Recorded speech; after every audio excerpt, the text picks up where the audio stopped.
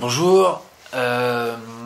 Donc, avant toute chose, donc je suis pas professeur, je suis pas enseignant. Si vous voulez apprendre à discuter avec des sourds, je vous conseille vivement de prendre des cours, de rencontrer des sourds en fait, plus que ça, de rencontrer des sourds d'abord. Et puis de prendre des cours aussi, vous verrez, vous apprendrez des tas de choses, ce sera passionnant et ce sera bien plus intéressant que regarder mes vidéos. Euh, Cette vidéo contient des observations et des remarques qui sont vraiment de façon générale et à destination de ma famille et de mes amis. Voilà, je mets ça sur YouTube pour des raisons pratiques. Donc voilà. Donc bienvenue, bonjour. Alors peut-être que je vais pas approfondir beaucoup certaines choses, que je vais oublier, donc ou même peut-être parfois me tromper. Donc n'hésitez pas à me poser des questions, à faire des critiques constructives, et en fonction du coup de ce que vous me direz, moi je pourrais adapter le contenu, ce que je vous dis, etc. Ok. Voilà. Truc important, c'est que si du coup vous avez décidé de prendre de votre temps pour apprendre ça, pour apprendre à discuter avec un sourd, ce que je vais, un des trucs que je vous conseille, que vraiment je vous propose, c'est de faire ça de façon régulière. Voilà, c'est le plus gros effort. C'est le plus gros effort à faire, c'est de faire ça de façon régulière, au mieux 2 fois par semaine, à espacer de 2-3 jours. C'est bien. Enfin, moi, de mon expérience personnelle, ça a fait que l'apprentissage a été très rapide. Donc voilà, c'est le plus gros effort. C'est le plus gros effort. Si vous suivez ça, voilà, ce sera pas mal. Donc, le titre, discuter avec un sourd. Donc, ce qui est politiquement correct, ce qui se dit parmi les gens qui signent, les gens qui discutent avec des sourds, qui communiquent avec eux, etc. On ne dit pas malentendant ou déficient auditif. Enfin, parfois on le dit, mais en général, nous, en tout cas, entre nous, on se dit ça, on dit sourd. On va parler de sourd comme d'un français. Un sourd, un français. La culture sourde, la culture française.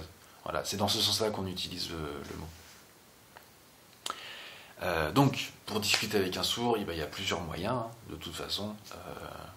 Vous pouvez parler lentement devant lui, s'il peut oraliser, lui-même peut oraliser, vous pouvez éventuellement comprendre ce qu'il dit, ou il peut lire sur vos lèvres, vous pouvez passer par l'écrit, vous pouvez mimer, vous pouvez signer, utiliser la langue des signes.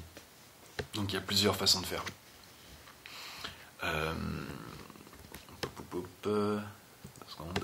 Je me suis fait un plan.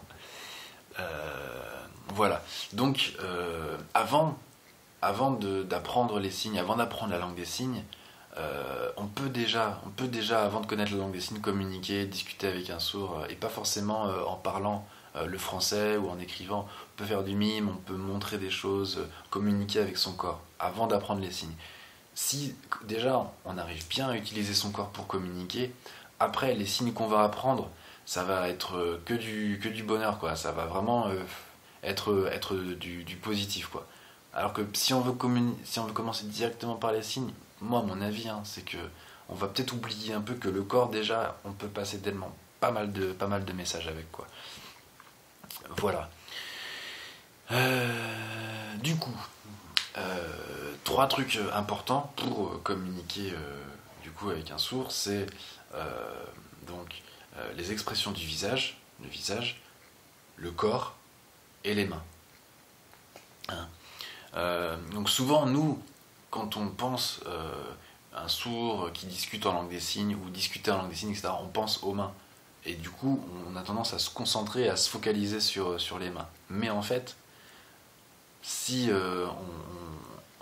quand on communique en langue des signes, en tout cas, je crois, hein, pour un sourd, il regarde le visage. C'est le visage qui va envoyer, qui va passer le plus d'informations, en fait. Et d'ailleurs, les signes les plus complexes se situent près du visage, ou pas loin. Donc vraiment, le plus important, en fait, ça va être le visage et le corps. Et après, les mains, on dit plein de trucs aussi, quoi. Mais vraiment, le plus important, c'est ça, c'est le visage. Et particulièrement, et particulièrement les yeux. Les yeux. C'est le contact visuel qui va faire que la communication est ouverte. On peut y aller, on peut discuter, on se regarde. On est attentif l'un à l'autre, c'est ça qui va faire qu'on discute. C'est ça le principe de la communication visuelle. Communication visuelle et du corps, quand on discute avec un sourd ou quand on discute de cette façon-là. Donc, pour rétablir le contact, on regarde. Pour interrompre le contact, on regarde ailleurs. Voilà. On peut regarder ailleurs parce que on n'a plus envie de discuter ou on fait une pause dans la discussion ou ce genre de choses, quoi. C'est vrai que nous, entendants, on a plus tendance on n'a pas forcément besoin de regarder la personne, quoi, pour discuter, etc. Là, avec un sourd, ça va être important d'avoir ce contact visuel. Et on verra plus tard aussi que les yeux, en fait, elles ont une fonction grammaticale. Donc ça va assez loin, hein, ça va assez loin dans le rôle des yeux. Mais bon, ça c'est vraiment, on verra ça un peu plus tard, quoi. Mais par exemple, un truc tout bête, quand on est à table et qu'on dit passe-moi le sel, on va regarder brièvement le sel, en fait. On s'en rend même pas compte, mais en fait, tu veux pas me passer le sel? On regarde la personne, on regarde le sel tout en lui disant ça. Du coup, on attire son attention sur l'objet dont on veut, quoi. Et ça, on fait ça depuis qu'on est tout gamin, quoi. Depuis qu'on est bébé, on regarde la mer, on regarde ce qu'on veut, on regarde la mer, etc. C'est vraiment un truc inné, quoi. Enfin, qu'on fait vraiment depuis très longtemps. Donc ceci, comme les autres trucs par rapport à la vision, c'est ça. Il y a plein de choses qu'on a déjà en nous, et il faut juste en prendre conscience et le développer.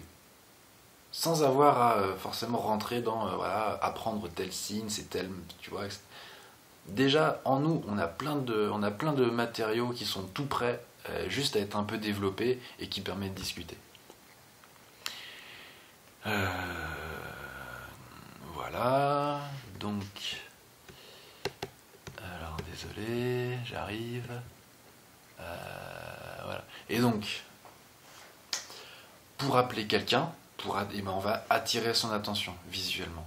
Donc ça va être avec la main comme ça, ou passer la main, si jamais ça c'est sa tête et qu'il regarde dans cette direction et que nous on est légèrement un peu décalé, on va passer la main comme ça, hop, ça va attirer son attention. C'est comme si nous on pourrait dire excusez-moi ou pardon ou c'est de la même façon. Du coup, attirer son attention visuelle, c'est vouloir établir la communication. Donc agiter la main, toucher l'épaule, il n'y a pas de souci. Toucher l'épaule, avoir un contact, c'est pas ça permet de, il n'y a pas de problème avec ça, quoi. On verra qu'il y a d'autres techniques encore, mais bon, pour l'instant c'est déjà pas mal. Donc les yeux, très important. Et après, donc voilà, le visage. C'est très important, le visage. Le visage, donc, bon, je crois que les muscles les plus fins de notre corps se trouvent sur le visage. On a une palette d'émotions, on a une palette d'expression du visage qui est vraiment, vraiment très, très, très fouillée, très, très précise. C'est fou ce qu'on peut exprimer comme message, c'est fou ce qu'on peut exprimer juste avec le visage, quoi. Sans forcément qu'on s'en rende compte. Donc, le but du jeu, c'est de trouver ces expressions qu'on fait, de les exagérer. Voilà. En fait, tout est déjà en nous, il suffit de le développer. Que ce soit être content, être triste, être d'accord, pas d'accord, avoir envie de quelque chose, ne pas en avoir envie, jusqu'au truc un peu plus complexe, comme souhaiter quelque chose, avoir la nostalgie de quelque chose. Il y a plein de différentes émotions, intentions pour lesquelles on a déjà, nous, une expression du visage qui est genre programmée, quoi.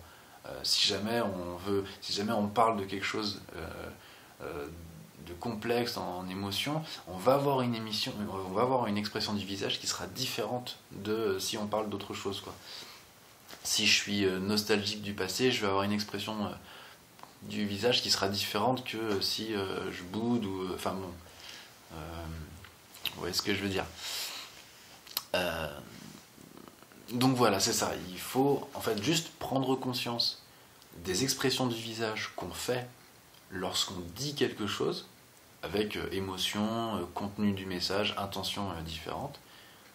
Trouver ça, trouver la façon dont on le fait, et juste le développer. Le développer. S'il n'y a pas d'expression du visage, on communique pas. Il n'y a rien qui passe. C'est trop difficile, quoi. Il y a un clip de Florent Pagny qui s'appelle Savoir aimer, où il a le visage de marbre. C'est pas du tout ça, quoi, la langue des signes. C'est pas du tout ça, discuter avec un sourd, quoi. Bon, sauf dimension artistique, etc. Mais voilà. Faut vraiment, du coup, plus votre visage, entre guillemets, fera des grimaces, et plus vous serez compréhensible par la personne. Faut vraiment, voilà, il n'y a pas de... c'est vraiment pas du tout péjoratif, comme peut-être nous, chez les entendants, ça peut être, genre, bah, t'as vu, fait des grimaces, etc. En gros, les entendants disent des grimaces, et ceux qui discutent, qui utilisent la communication visuelle, gestuelle, ils disent les expressions du visage. Donc ça veut tout dire, quoi. Nous, on fait pas de grimace, quoi. Une grimace, faut vraiment partir en... Tu vois, faire un truc vraiment, tu vois, comme ça, quoi. Sinon, ça va être des expressions du visage, quoi. Voilà, les pousser un peu, c'est la clarté. Faire des expressions visuelles bien poussées, c'est être clair. Et c'est très important, puisque là, on est dans une optique de... vous connaissez pas la langue des signes. Du coup, vous n'avez pas les outils fins pour dire des choses très très précises. Donc plus vous serez précise avec les expressions du visage, plus vous arriverez au même but, à savoir communiquer et dire ce que vous avez envie de dire et être compris. Pour finir cette première vidéo, j'espère qu'il y en aura du coup d'autres. En tout cas, je vais essayer de mettre ça en place, on va voir comment ça se fait.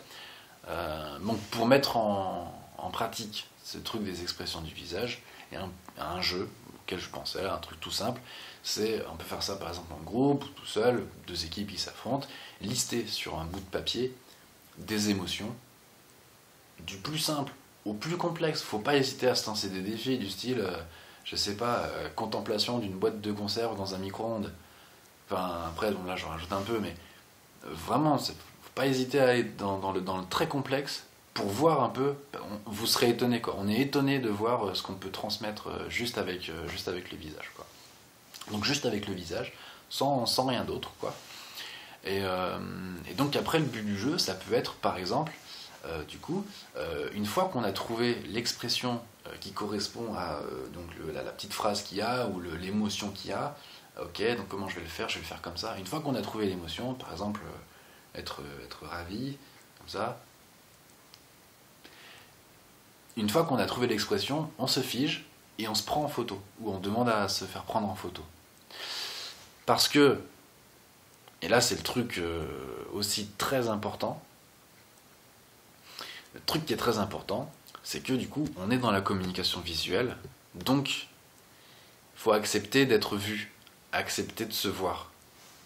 Parce que, alors je lis mes notes, la communication passera par la lecture de notre visage, parce que la prise de conscience de notre visage, de notre corps et des mains fait partie de l'apprentissage. Donc c'est ça, c'est que du coup, on va être obligé, entre guillemets, de passer par là.